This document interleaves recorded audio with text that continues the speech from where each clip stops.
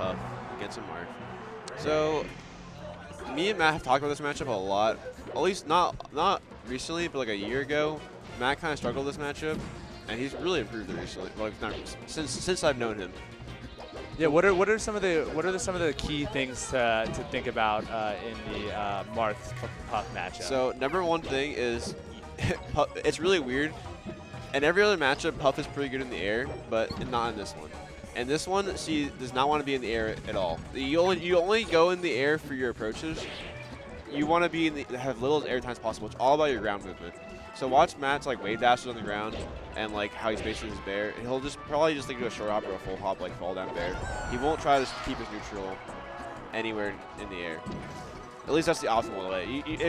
So Marth keeps Puff out like really, really hard. Like, Puff can't really get in against Marth at all.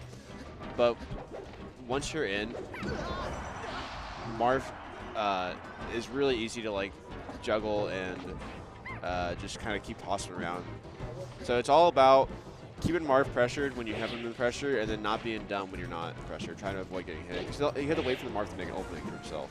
Definitely. And now that you're talking about that whole ground movement, I am starting to notice Matt moving around on the ground a lot more, using those wave dashes to get in close and then like throwing out a quick aerial. Yeah. And it seems to be working pretty well in the neutral form. Yeah, it's definitely a weird matchup. As Marth, I've heard a lot of things about Marth hating this matchup and Puff hating this matchup because on both sides it's really weird. That's definitely something that you could say about a lot of matchups, though. Yeah. The people tend to think that they are at the disadvantage no matter what. Well, it's kind of fun. So if you miss DI a bair in this matchup as Marth, you can it's a guaranteed rest. It's pretty it's like the only high tier in the game that miss DI bair is like pretty free rest. I don't think Matt goes for it very often, but that's always a scary thing to keep in mind. You could literally die off of one hit in the middle of neutral. Yeah, no, a lot of those rest like perfect rest setups like take a lot of you have to know that they're coming way before. It takes a lot of recognition. That's what I'm looking for. So a player like Matt, who is definitely very good with Puff, but also still in the stage where it's not like he has that like frame perfect recognition. It really can be hard to get some of those guaranteed rests that you have. Matt's just lazy with frames in general. Like it's not as fun for some people to learn the frame data as to just playing the game, which is respectable. I like learning the frame data because I think it's interesting. But if you don't like it, it's hard to like get into those very niche scenarios. Definitely. So actually, Jacob's doing really well. He talked about Matt, but Jacob's killing him really early. That's one of the problems Marth has is killing Puff. And this game is, of course, like very even thus far. Yeah. So well. That was as we say that, pretty bad jump off the ledge. Hopefully, Jacob next time reminds himself that he has to refresh his invincibility and be a little bit smarter. Marth is not very good on the ledge, so you have to be a little tricky with that. And Puff is definitely not afraid to go out there and challenge him with her insane recovery. As we're about to see here with these pound jumps. Let's see. Okay. So what Marth can do in that spot, what he didn't really do, is you can actually go for a drop zone fair by holding back on the ledge and then reversing it. It's really good against a Puff that's like kind of come back like that, because you can, if you do a rising reverse, a rising drop zone fair in that spot or a bair, you can cover a lot of things. And so you can force the Puff to go away from stage and use up more of her jumps and limit her recovery options. You want to make sure when Puff is like going low like that, and she's like side being, you don't want to let her get away with it. He's gonna up throw, but it's not gonna kill. So what percent do you think up through kills? On this stage, it depends on DI. On this stage, it usually kills around 220. Yeah, so Yoshi usually kills around 180. Yeah, that wouldn't have killed, so hopefully didn't feel bad about that. I guess it was smart to get him off stage and the fair closes it out. He actually could have gotten a bair off that down air on that down throw because Matt DI'd in. Even at the highest percent, if you DI in a down throw, you could still get an aerial off of it. So. Okay, now Matt's kind of taking away. Matt down lows pretty hard. I'm not surprised this is happening, honestly. And Jacob's kind of going. Jacob's problem is when he's in neutral, he always does the very typical level 1 thing of like back once, go in once. So the match catching on to that and just watching his play, it's becoming very obvious when he's going in. There's no mystery at all. Yeah, definitely as we get later and later into this tournament, one thing that you start to see with better players in this game is adjusting. And Matt is definitely somebody who is able to that'll happen think critically and figure out like what is going wrong and then adjust that even mid-game like we started to see last game. So if you're Marth, interesting situation, he's standing grab it there. You don't want to standing grab in this matchup, ever. It's possible for Puff to duck under a dash grab, but it's only a very tight frame scenario. But all your standing grabs get ducked under, because there's three different hitboxes Puff has, which is crouching, and 2 out of the 3 of them get hit by dash grab, and 0 out of the 3 of them get hit by jump cancel grab.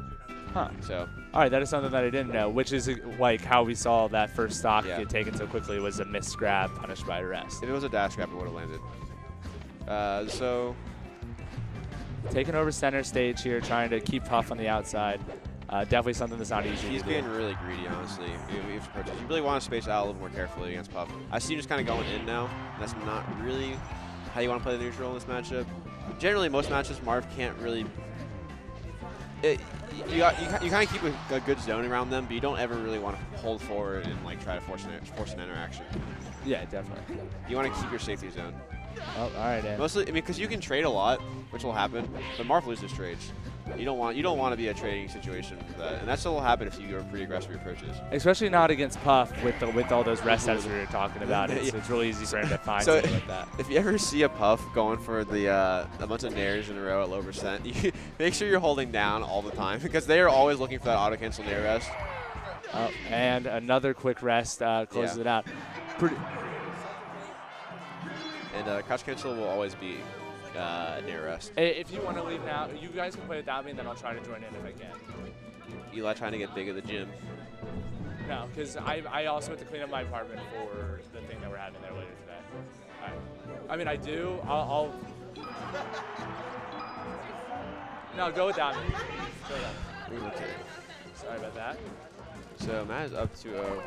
The Missed last game was rest. pretty dominating. Honestly, it was just a lot of rest, mostly because Jacob being greedy is going to be another one. Yeah. Another rest. I don't know. I don't know why he didn't go for a stronger rest punch. Maybe it was Like an up air rest, you mean? No. I don't know. We saw Jacob not really charge up his shield breaker all the way in that first rest punch.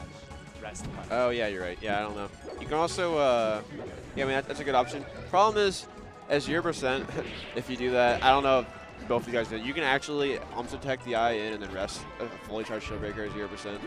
Really? Which is kind of weird. Yeah, I did not know that. Yeah, so I recommend against like a really good Puff, if you're at low, going for like a fully charged forward smash or maybe a fully charged down smash. Because the way Bear sends you, it sends you a lot horizontal, making DI is really easy. But yeah, I don't think Matt would have done that. Yeah, that's again what so that's a good Bear on needing a lot of recognition for something like that. You have to anticipate it and commit to it. Yeah. But against like Amita, he might be a little scary. he loves his rest setup, so. I'd say most Puffs do. Yeah, ooh, that was a good jump. So both players have high percent. Oh, and an unfortunate SD from Rylo Ken. Yeah, you don't want to up air in that spot. He actually could have lived, but he did the up air a little bit late. Marth's up air from ledge has to be extremely quick in order to recover it. Yeah. You have to use up one of those jumps. Yeah, he was a little late at the up air, so it wasn't a full rising up air. After that, for a rest setup. You could have gotten a rest there, but just go for the safe side for Bears. Which is definitely, at a close game like this, probably the favorable thing to do because you get the guaranteed percent and you can still work your way towards another rest setup. Depends how confident you are. I think at a high level, you really want to go for the rest setups when you have it because, first of all, you need to get better at rest setups, and second of all, you don't know when you're going to get another one. Yeah, like Puff is a character that needs you gotta. I mean, just having the free stock being available to you if you get it is so strong. Yeah. But I think Matt's pretty confident in his ability to win the show. Putting up those walls of back airs, really forcing Jacob into the corner. A bunch of scaredy cat recoveries. It's a bad sign for Jacob that he's feeling pretty out of it. Yeah, I mean, you're down 2-0 against the second best player at Miami. Second best player. Poor Mitch, not here anymore. It's pretty rough. I would have loved to have seen if Mitch or Matt would have been the second best, but he's gone. So. I don't know. Hopefully Mitch will come back at some point. All right, so another not super close game. He's only got one rest and didn't kill, but this one is, oh. All right, so Rylo Ken's here on his winner's final stock. So we'll see what he's able to do. With Not that. it looks like he'll live. I think he still has his jump. Yeah. Oh, Matt. Oh. Could have worked. You know, I didn't All right, tag it. still Did you good. see how you hit the ground? It also something tricky that I've seen happen with that. A lot of puffs, if they are getting close to coming out of rest, they'll go for a shield. And shielding a Yeah. full shield breaker is not I smart. have So seen that. It's he pretty actually, funny. I think, waited until after he was awake, hoping to get that shield break so we could get another punishment. Well, no, shield break, you just dies. If Puff gets shield broken, Puff, she just dies. right, Which so- is really funny. Yeah. Although you can Kinda actually, ridiculous, but fun.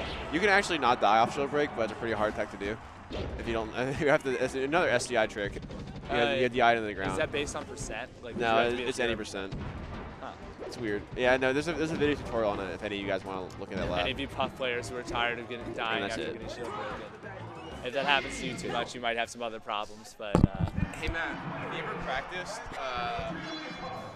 all right, so Cablebox takes that ever practiced game not dying for your shield break? takes that set 3-0 For your shield break? to move on to you ever practiced that winners technique? finals against Snap.